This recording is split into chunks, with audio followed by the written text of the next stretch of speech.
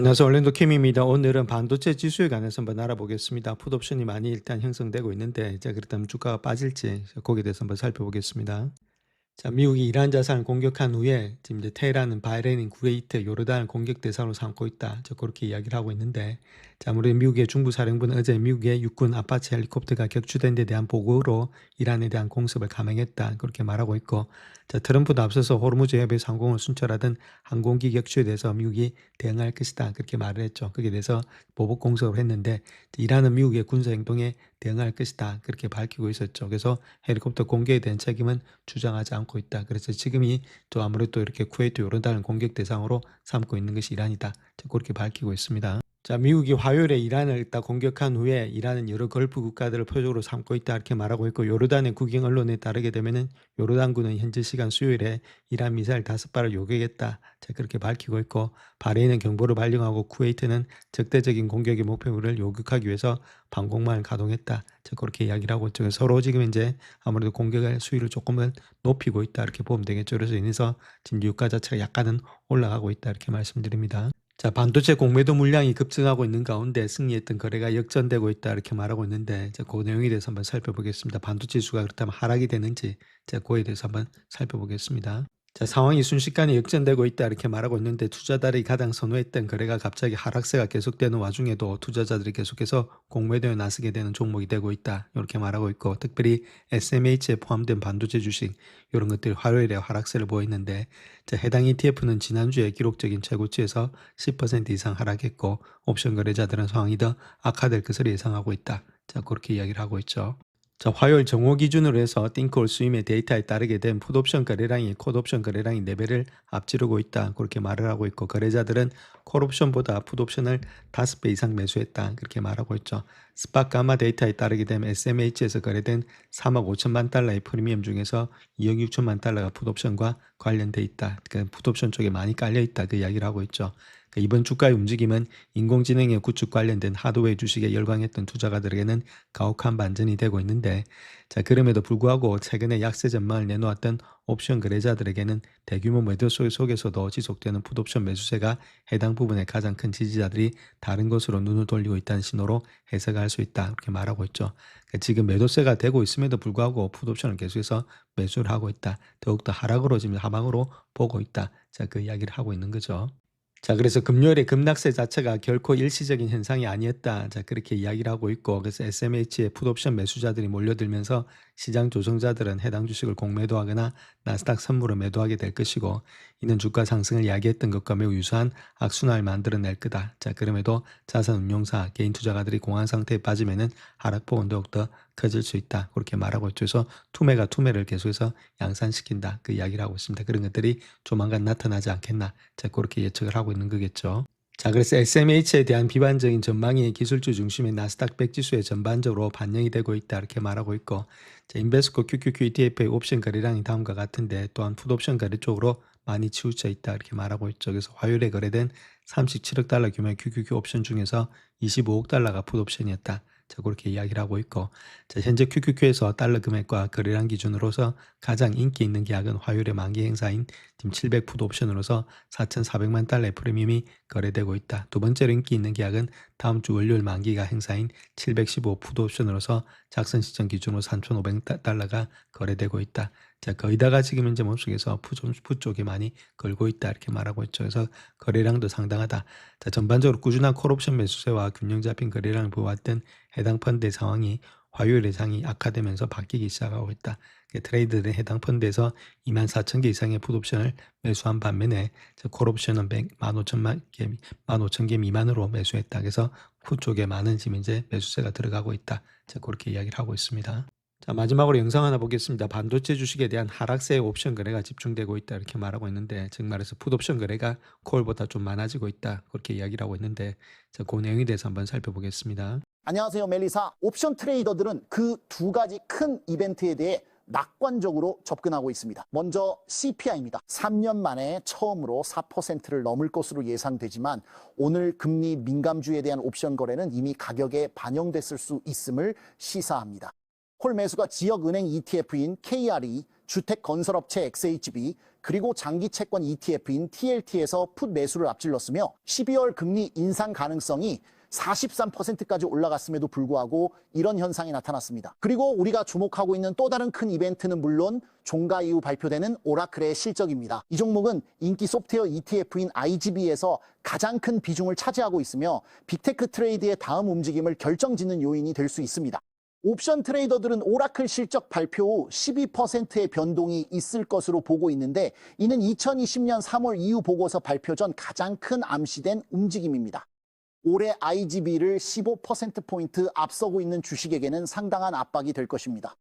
오늘 오라클에서는 콜옵션이 풋옵션보다 2배 이상 많았고 거래량 기준으로 가장 인기 있었던 계약은 이번 주 금요일 만기인 $250 행사가 콜옵션이었습니다. 이는 주말까지 주가가 20% 이상 오를 것이라는 베팅입니다. 멜리사.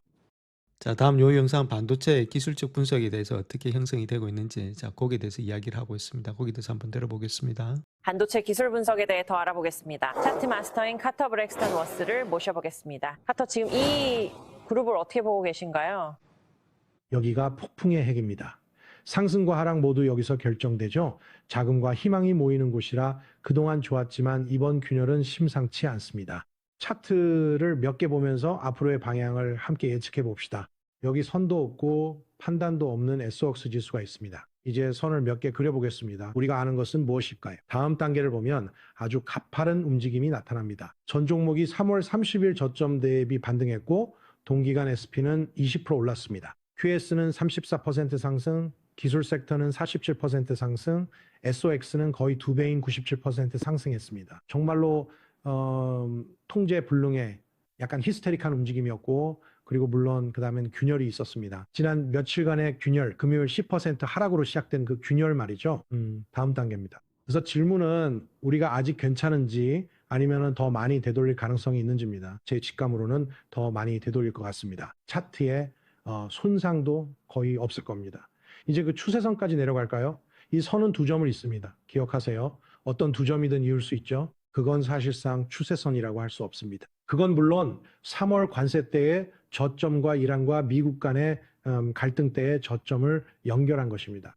마지막 차트의 추세선은 150일 이동평균선 지점과 맞물립니다. 이제 결정이 필요합니다. 반도체 비중을 늘려 저점 매수를 할까요? 아니면 비중을 줄일까요? 저는 후자입니다. 익스포저를 줄이겠습니다. 어제처럼 일시적 반등이 있을 때마다 조치를 취하겠습니다. 자, 그래서 그 사람이 이야기하고 있는 내용을 보시게 되면 일단 단기 추세에서는 무너졌다 이렇게 보시면 됩니다. 추세가 이렇게 상승이 되고 있었는데 자, 이 상승의 추세가 무너졌다 그 이야기를 하고 있는 거죠. 자, 그런 가운데 때문에 이렇게 단기적인 추세, 즉각적으로 올라갔던 그런 기울기가 무너지면서 저 고점과 고점이 좀 낮아지고 있다 이렇게 보시면 되겠죠. 자, 옛날에는 일단 고점과 고점이 이렇게 낮아진 적이 없죠. 그 자세히 보시게 되면 이렇게 헤드 앤 숄더가 되고 있다 이렇게 보시면 되겠고, 자, 저점과 저점이 높아지면서 계속해서 올라왔는데 이제부터는 고점과 고점이 좀 낮아지면서 내려가는 모양이 되고 있다. 쌍봉이 나타났다는 겁니다. 일봉상에서. 자, 그 다음에 이것도 상당히 고점에서 일단 거래량이 터지면서 나타나기 때문에 자, 매수세도 많지만 매도세도 상당하다. 거기다가 이런 것들은 지금 이제 푸시 많이 들어와 있는 상태다. 자, 그 이야기를 하고 있는 거죠. 자, 그 다음에 일단은 지금 이제 물론 고선은 일단 무너졌지만 우리가 시계를 좀 길게 보시면서 장기 이평선 있죠. 그 이별 이평선은 아직까지는 살아있는 상태에 있습니다. 이런 식으로. 그래서 주가는 상승되고 있죠. 장기적으로 봤을 때, 자, 그 이야기를 하고 있고, 그래서 여기서 지금 이제 추세 상단에서 완전히 돌파했다 다시금 추세 하단으로 돌아오고 있는데, 자, 아무래도 그렇게 되게 되면은 이렇게 왔다 갔다 하면서 이게 추세 하단까지 또 내려올 수 있으니까, 자, 그럴 때까지 기간 조정, 또 시간 조정, 가격 조정이 필요하지 않겠는가. 자, 그 이야기를 하고 있는 겁니다. 그래서 장기적으로 본다 하더라도 지금 아무래도 이런 조정이 좀 필요할 때고, 단기적으로 본다 하더라도 시간이 좀 꺾여 있는 상태다. 그 이야기를 하고 있는 거죠. 자, 그런 가운데 있기 때문에 지금은 좀 조정 상태가 가능하게 좀 내려올 가능성이 상당히 많이 있다. 자, 그 이야기를 하고 있는 겁니다. 자, 맞는 말인데 중요한 그 자체를 본다면 여기서 우리가 해야 될 것은 그렇다면은 얼마만큼 내려올 거냐. 자, 그것이 문제가 되겠죠. 그래서 제가 보는 관점에 있어서는 지금 이제 요 직전 고점 대비해서 지금 이제 내려왔던 폭이 13% 정도 되고 있으니까 한 번 더 내려온다면은 여기까지 내려오지 않겠는가. 고점 대비해서 내려오는 폭이 한 18%, 그 1차적인 목표가는 530불 정도가 되지 않겠나. 자, 그렇게 볼 수가 있다는 거겠죠. 자, 거기서 반등이 안 되면은 조금 더 하락세는 좀 더 깊어질 수 있다. 자, 그렇게 보시면 되겠죠. 현재 모습석이 그렇기 때문에 이렇게 반도체 지수를 갖다가 3배짜리를 갖다가 지금 이제 매수를 한다. 자, 그거는 조금은 이제 무리가 있다. 이렇게 말씀드릴 수가 있겠고, 조금은 시간을 가지고 지금 이제 봐야 될 때다. 자, 아무래도 주가 바로 올라가기는 조금은 좀 기간 조정과 시간 조정이 거쳐야 될 때다. 자, 그렇게 말씀을 드리겠습니다. 자, 그래서 현재 SK 하이닉스도 똑같은 모양이 나타나고 있죠. 자, 그렇게 했던 모양들이 비슷비슷하게 다 나타나고 있습니다. 반도체에서 뭐 똑같이 형성이 되고 있으니까, 자, 이렇게 상승했던 것들 있죠. 자, 그렇게 단기적으로 상승했던 모양이 약간의 지금 이제 주춤거리면서 헤드앤숄더가 나타나고 있다. 이렇게 보시면 되겠죠. 이런 식으로 헤드앤숄더가 나타나면서 오늘 장에서도 한 8.9%, 9%가 하락되고 있다. 그래서 고점이 좀 낮아지는 그런 모양이 있다. 이렇게 보시면 되겠죠. 그래서 단기적으로 많이 올라가서 지금 이제 약간 일단 조정이 일어나고 있는 장세가 지금 이제 반도체다. 자, 그렇게 보시면 되겠죠. 거의 비슷한 모양들이 똑같이 현재로서 나타나고 있다는 겁니다. 자, 그래서 현재 삼성전자도 똑같은 이야기가 되고 있다. 이렇게 보시면 되겠죠. 올라가서 이제 옆에서 약간은 눕고 있는 그런 가운데 있다. 이렇게 보시면 되겠죠. 그런 가운데이기 때문에 자, 아무래도 이렇게 30만 원이 일단 지지가 받아줘야 되는데 이게 깨지게 되면 조금 더 내려올 가능성이 있다. 이렇게 보시면 되겠고, 자, 고라인대가 직전 저점이 있던 26만 3천 원대까지 우리가 한번 봐야 될 때다. 이렇게 보면 되겠죠. 그래서 물론 그까지 안 맞고도 다시금 올라갈 수 있는데 아무래도 지금 장세에서 본다면 조금은 하락세가 좀 짙어지고 있으니까 여기까지도 한번 봐야 된다. 그래서 지금 장세에서 적극적인 매수보다는 좀 많이 하락을 했을 때 그때가 좀 담아갈 테지 적극적으로 매수할 때는 아니다. 이렇게 말씀드릴 수 있겠습니다. 그래서 장이 불안하고 자, 그럴 때는 아무래도 매수 관점보다는 좀 관망의 장세에서 보시고 많이 떨어졌을 때 자, 그럴 때가 우리가 조금씩은 담아가야 될 때다. 그렇게 보시면 되겠죠. 아직까지는 좀 그런 형태는 아니다. 많이 올라와서 지금은 조정 가운데 있다. 자, 그렇게 보시는 것이 정답이다. 이렇게 말씀을 드립니다. 영상을 끝까지 시청해 주셔서 감사합니다. 영상이 도움이 되셨다면 구독과 좋아요 부탁드립니다. 감사합니다.